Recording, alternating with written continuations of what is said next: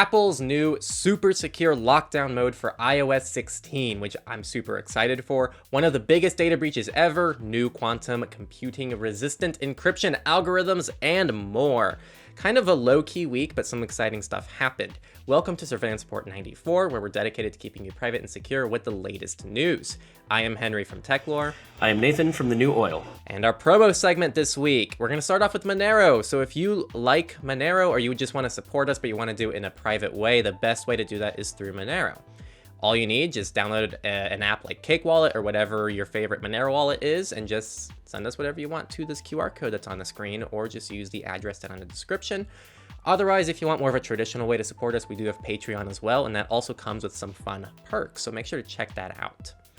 Also, I'm back. Thanks for everyone's patience. It's been a rough couple weeks, so hopefully I'm back-ish for the foreseeable future. And the highlight story this week. Oh man, this first off caught me off guard, but I'm very happy it did. So Apple's lockdown mode aims to counter spyware threats. So Apple has announced a new feature in iOS 16 called lockdown mode, which is opt-in, and it basically is like an iPhone hardening function.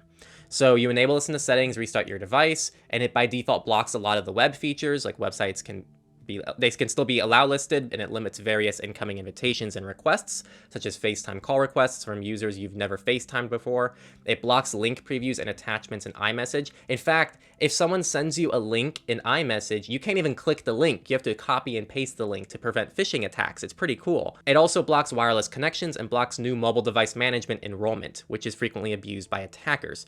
This is pretty much created for journalists and people who are in positions that require this extra security. Apple's also offering a $2 million bug bounty for this program to make any improvements to it. This is coming out, I believe, in the next version of macOS and the next version of iOS, as well as iPadOS. So we should see this in the fall, which is very exciting. So, and to give some context here, and I'm sure Nate might have comments, this is nothing but good, in my opinion. Whether or not you like Apple, having this functionality for those users who need high security is very important. Some people don't care about the privacy aspects of this, and this is really just a security feature. If I was on an iPhone, I would be doing this, and on my MacBook, I will probably be turning this on as well, so I'm very excited for it. Yeah, I don't really have a lot of comment. I'm definitely going to try it out whenever I get iOS 16, whenever it rolls out to me. Like you said, I really agree. This is nothing but good. But yeah, so I mean, I agree with you. I think this is just a win all around. And, you know, it's optional. I'm really curious just to try it and see what it breaks and how much it breaks. And because, I mean, if it's... we were talking before recording, I have a pretty high tolerance for inconvenience. So if it's not too big of a deal, I might leave it on 24/7. But we'll see. We'll see what it actually looks like in practice. This reminds me a lot of Google's Advanced Protection Program, but this is more like thorough than that, because the Google Advanced Protection Program does restrict Android devices a little bit, but not as much as this. So I hope nice. Google also carries over that functionality as well. Yeah, and I didn't know it was on iPad and Mac too. That's really cool. I thought it was just iOS. No, it's going to be all three devices. So. That's awesome. With that, we will roll into our data breaches, and we're going to start off with possibly one of the biggest data breaches of all time, if this is true. This is still, I guess, technically unconfirmed, but it sounds pretty legit. A lot of people have been reporting on it.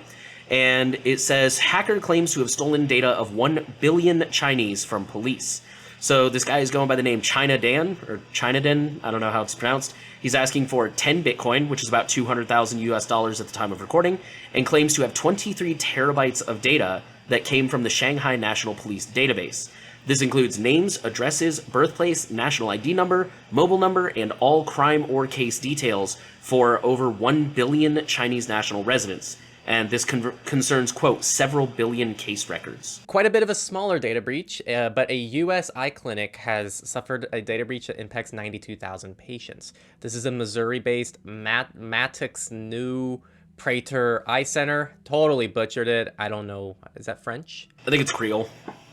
Which is based on French, so... So they provide surgical and no surgical care affected by a third-party data security incident, seemingly from MyCare Integrity, an e-records platform, around December 4th, 2021.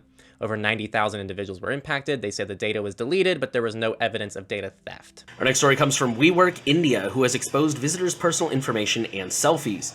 This affected, quote, thousands of people who visited WeWork India's co-working spaces, unquote. So they didn't specify how many people were affected, at least not in this article.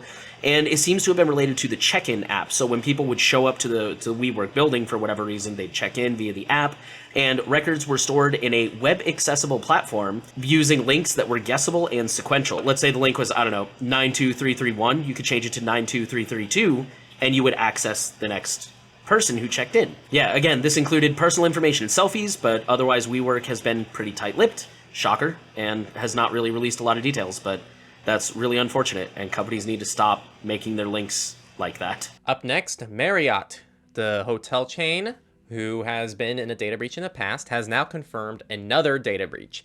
This happened in June as a result of social engineering, which is very effective. For those who don't know, it's essentially when you manipulate the trust of someone else in order to gain something, phishing attacks or a form of social engineering. 20 gigabytes of information, including guest credit card information and employee data, was exposed. Marriott claims it primarily pertained to operations at the specific property and only affected about 300 to 400 individuals. Though I'm now asking, 20 gigabytes of information on 300 people? That must be a very inefficient database, or they're downplaying it. Probably the second one, honestly. Hotels confuse me because I like to pay for them online when I make the reservation with like a privacy.com card. But and then you show up and they want a card? Yeah, and they're like, I already paid for everything. What do you want a card for? So, if you make the reservation directly with them, like not like with Expedia or something, if you do it directly with them, I do it through them. You should be able to add a card on file and say charge the card on file. Oh, okay. Well, now I know. Yeah. And everyone else knows now if they've been through what I go through. Because they should have it on file, because I always go directly through them. I hate going through the third parties. Yeah. Yeah, I'm learning all this shit. This is a great opportunity for me to practice privacy stuff. And our last data breach is just a quick update. Last week we talked about how California gun owners were exposed via the concealed carry online portal. Well, it turns out that breach is a lot bigger than originally expected. Initially, the breach was said to affect everyone who had a concealed carry permit, but it actually included every applicant, including people who were denied. That's pretty much the only update. It's just a lot bigger than we thought, and that still really, really sucks. And now we're going to move over to the company news, and we only have one story this week, and it's about our favorite company, TikTok. Here's the headline: Immediately no. TikTok's new personalized ads will jeopardize rights in Europe. So TikTok is planning to add personalized ads to all users over 18 on the platform, and this is set to take effect on July 13th. That's kind of the whole story. It's from Access Now. It's kind of a nothing burger, but it's just worth mentioning. This is probably a story that's about to unfold, and we don't really know what's going to happen from here. With that, we're going to move into research. And again, we only have one story in this section. It was kind of a light week, but it's a really interesting one. It says Swedish radio created fake pharmacy and reveals how Facebook stored sensitive information. If you've listened to the last 2 weeks, you know that this is absolutely nothing new. Apparently, someone from Facebook had an interview on the Swedish radio news, and during the course of that interview, they mentioned that they actually have technological safeguards in place to ensure that they don't receive sensitive data from advertisers. Again, if you've listened to the last 2 episodes, you know that this is complete and utter BS. It's a total lie. But they claim that, if these advertisers record anything sensitive and submit it to Facebook, Facebook has automatic filters that are like, oh no, that's sensitive data, we don't want to store that. So the reporters decided to call their bluff. These are really smart reporters. They set up a fake online pharmacy, and they went through Facebook's ad and analytics tools, where it gives you like a little dashboard where you can see all the data and manage it. And then they made bots that would automatically sign up to this fake pharmacy. And, they would use email, they would use search terms to go find the pharmacy. So they had a lot of different data to pull from. And they used their little online portal I mentioned to see what data got recorded on the Facebook side. A mere 4 days and 25,000 registrations later, they discovered that literally nothing had been filtered out on Facebook's end. They were able to see, again, like search terms, email addresses, in some cases really sensitive stuff that should not have been caught by Facebook. So when they contacted Facebook and asked for a follow-up, first Facebook dodged the question. The person they contacted was like, well, I'm not a developer, so I can't, I don't know how the technology behind the filters work. And then after that, they said it was the advertiser's responsibility to filter out information, which is in direct contradiction to the earlier story they gave. Earlier, you called TikTok our favorite company. I think mine's Facebook, just because they find new and impressive ways to continually be worse and worse. Yeah, So. There's, man, even when I'm talking with people, I really try to look at the positives. People are talking about Twitter, and I'm like, yeah, well, the cool thing is there's some research showing that Twitter is actually one of the best platforms for avoiding tribes. of all social Interesting. media platforms. And I'm like, that's a good thing, I think, relative to what everything else going on. Instagram, at least it's all just photos and generally positive. In fact, the issue with Instagram is it's all too positive. It's all fake positivity, yeah. Yeah, it's like fake positivity. But then on Facebook, I'm like, I can't find a single good thing about Facebook. You know, Facebook Marketplace. Everyone talks so much good stuff about Facebook Marketplace. I've heard some of the groups are okay if you end up in the right ones. Yeah, but like that's it. Like I really try to look at the positives when people say they're on Facebook, and I just can't. I'm like, it's an evil company. They are terrible for so many different things, not even privacy related. I like how Facebook is so bad that, like, 10 years ago when I don't know, but, like, you know, before, if you would tell somebody, like, I don't have Facebook, they'd look at you like you're an alien, like, you know, growing a third eye out of your head. But nowadays, like, when I tell people, I'm like, oh, yeah, I don't have any social media, like, 90% of people are like, oh, man, that's the way to go. I wish I could do that.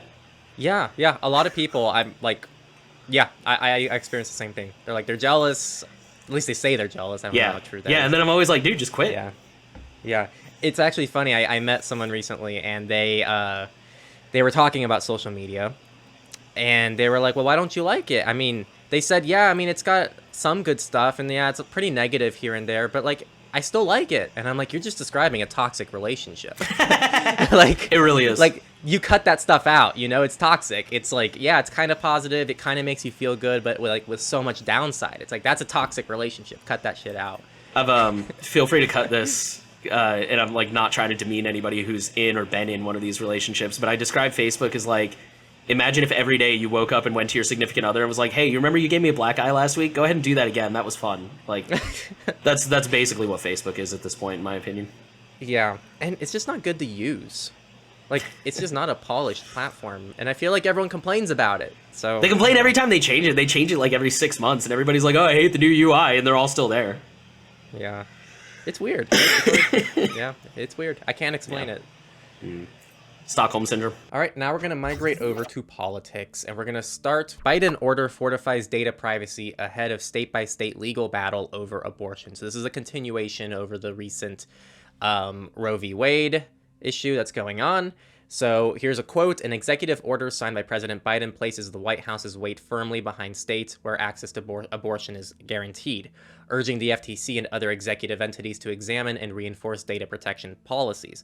Without a digital trail to follow, attempts to criminalize private medical activity across borders may prove far more difficult. Executive orders are somewhat limited, so this isn't likely to actually happen. We'll see. It's not a guarantee, but it does demonstrate that the federal government seems to be interested in enforcing some type of data protection, even if it's only for this side of the medical side of things. I will say, I don't know, Nate, if you touched on this. I didn't actually listen to your coverage on this in the surveillance report, admittedly, but like the people in my life are like all deleting the period tracker apps, and they're like worried about this stuff. And I'm telling them, this is privacy. Like, this is what I do for a living. And even though they know that's what I do for a living, they're like, I get it now. Because it's not until what you care about is in jeopardy that people actually care about privacy. People don't care about it until it impacts them. And so I think this has been a big wake-up call for a lot of people on how privacy does impact them. They were just taking it for granted in some ways. The funny thing to me is, like, I've used that argument before with people, like, well, you know, laws change. And I've even cited abortion access as an example. Like, you know, abortion used to be illegal, and, like, laws could change. They could roll it back someday. But, like, people, and this is kind of one of the reasons, like, you know, everybody's always asking, how can I make people around me care about privacy? People are really bad at abstract thinking. Even just a couple years ago, the idea that they would roll back Roe v. Wade was just completely unthinkable. And now here we are. So yeah, you're absolutely right. Like, this is privacy. And on the topic of deleting period trackers, a lot of articles have pointed out, like, that's actually just tip of the iceberg. You know, What about your web searches, your communications? You know, if you text somebody in Texas, you can be sued if you give somebody a ride to an abortion clinic, even if you had nothing to do with it. If you're just like giving your friend a ride, if you knew where they were going and what they were doing, you can get sued. And so, you know, like, that communication of just texting somebody and being like, hey, man, can you give me a ride to this place tomorrow? Like, I think it has been a wake-up call. Unfortunately, it's unfortunate that, you know, it had to come to that, but I think this has been a wake-up call, and hopefully people will start realizing that privacy has real-world implications, and it's not just, you know, oh, I don't like Facebook or whatever. No, I'm glad you brought that up, too, because I brought up the period tracking thing to kind of demonstrate how, like, that's how people think they're going to get their privacy back. and like they're actually trying to do things to make it better, but that is, like you said, the tip of the iceberg. They don't think about the fact that they still do web searches online through Google about abortions without doing any kind of extra protections, and how they're going to be using Facebook, and how they just message people on Twitter or Snapchat or about SMS this stuff too, or SMS. Yeah, it's bad. So like, and it's also why, like, especially for I know like my website is really, really wordy, but that's because, especially for beginners, it's really important that they realize that like privacy is not, okay, I downloaded Signal and I switched to Proton Mail and now I'm private. It's like you have to think through it, and you have to like know your threat model, and you have to like think about the different ways things could go wrong and how to defend against them and stuff like that. It's not as simple as just downloading an app or deleting an app, and you have to think about it. But no, it's not. Oh, it'd be amazing if it was. Yeah. But it's something you got to put thought into, and that doesn't mean you have to become a PhD expert, but it's just, yeah, it's not that simple. It requires you to think about things and think critically, I guess is what I'm trying to say. Enough of that. Let's move on to Canada, where Canada's police spyware admission has raised alarms. So Canada's Mounties have admitted to using spyware. Quoting the article, during a parliamentary session in late June, the Royal Canadian Mounted Police submitted a document, first reported in Politico, outlining how a special investigative team covertly infiltrates the mobile devices of Canadians. The tools, which have been used on at least 10 investigations between 2018 and 2020, give the police access to text messages, emails, photos, videos, audio files, calendar entries, and financial records. The software can also remotely turn on the camera and microphone of a suspect's phone or laptop. On that note, Citizen Lab has long suspected the use of such spyware, but doesn't know which one they're using or where it came from, because government transparency is an oxymoron, and they, have never disclosed any of the companies they're working with or how much they paid for this or any of that. The RCMP, of course, claims that they only use this as a last resort, but some of the experts cited in this article point out that they have lied in the past about things exactly like this. I do gotta say, 10 times in 2 years doesn't seem that bad, to be totally honest, but again, experts point out they've been known to lie, so maybe that's just the 10 they admitted to, and maybe it's a lot more. But yeah, there's that's very, very concerning, especially if you're a Canadian. So beware of your devices and things you put in digital format. Up next, UK has signed its first data sharing deal post-Brexit with South Korea. Title says it all, something to be aware of if you live in the UK, and how countries share data with each other.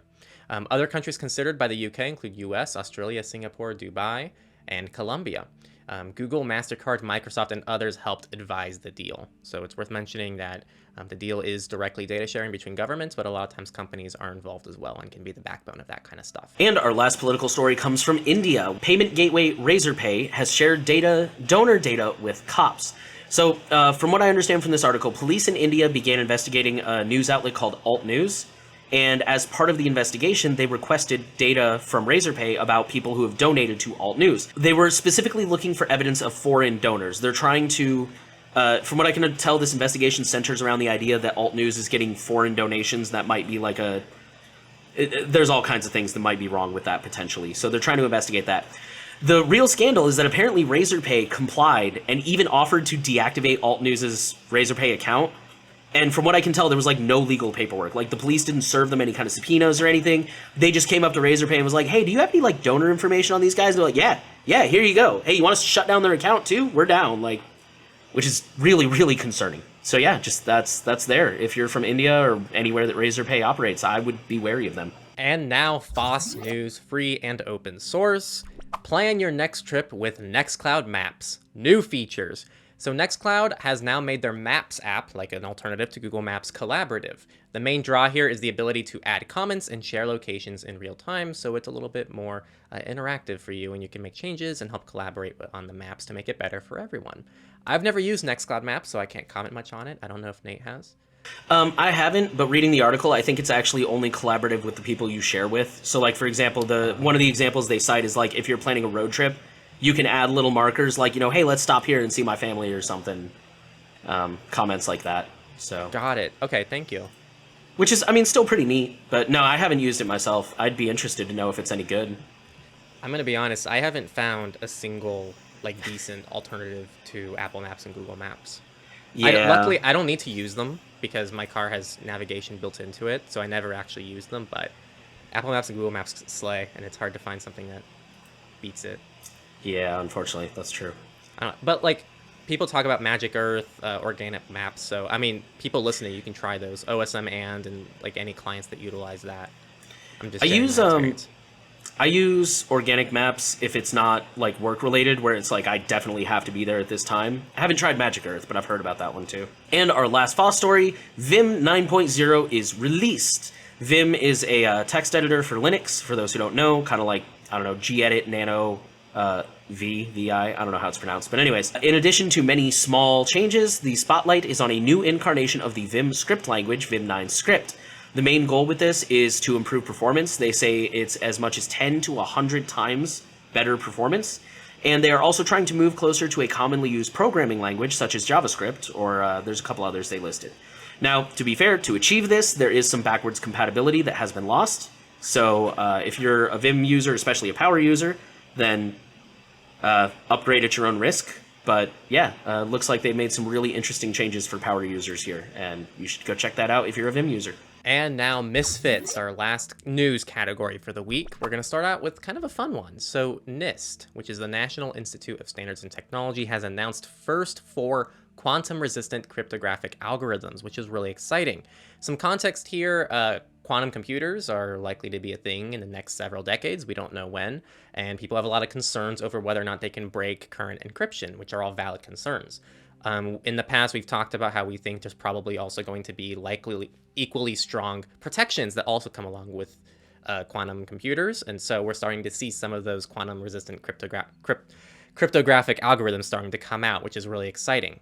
And so this comes with 4 select encryption algorithms. I'm not going to get into each one of them. There's like Crystal S Cyber, Crystal S Dilithium, Falcon. This doesn't mean anything to you, but if it does, you should check out the article. We always leave the show notes.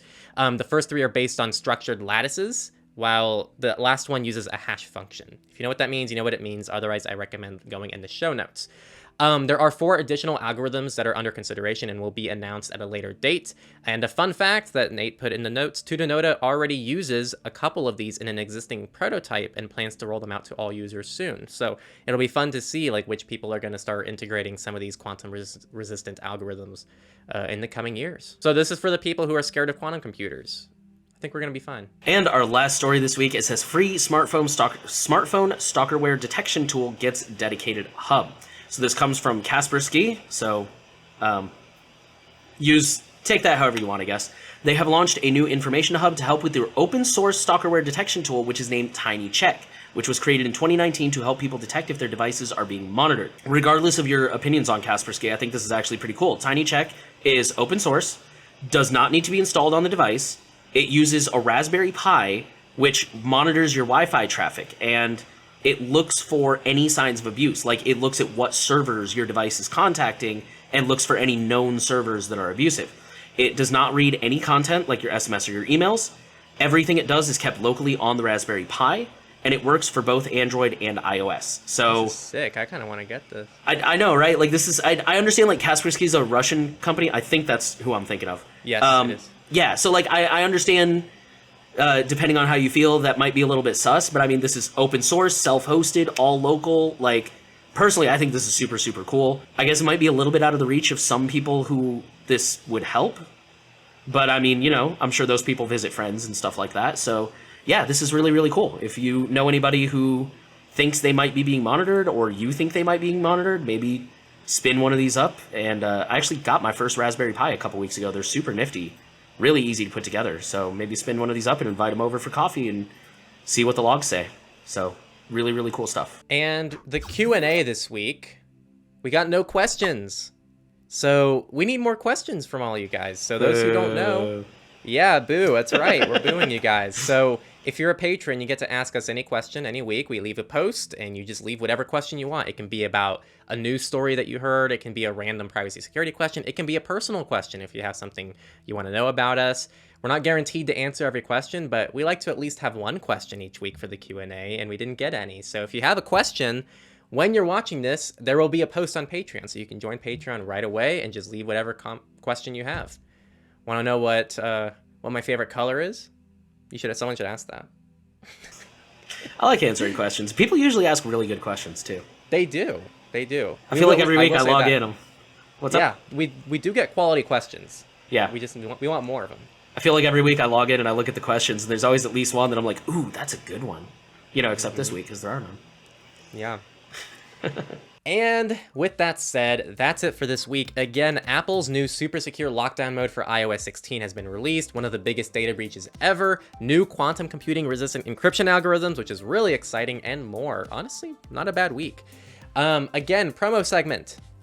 Get on Patreon if you want to leave us a Q&A, or you want to be able to skip the sponsor segments without needing to skip around while you're driving or anything. It just doesn't include the sponsor segments at all if you're on our Patreon. And also, if you don't want to bother with anything like that and you just want to support us directly, send us over some Monero. We see your donations, and we thank all of you who have already sent us some tips. It's much appreciated. We don't know who you are, but we do see the tips, so thank you very much. Thank you again for listening to the Surveillance Report. The final thing we want to ask for you to do is to share the podcast around, make sure you're subscribed, and give us a rating if you're listening from a platform where you can do that. We want privacy to reach as many people as possible, and you can directly help us do that. Thanks again for listening. See you next week. And in 2 more surveillance reports, we have a big announcement for you. So we're excited to share that with you. So we'll see you then.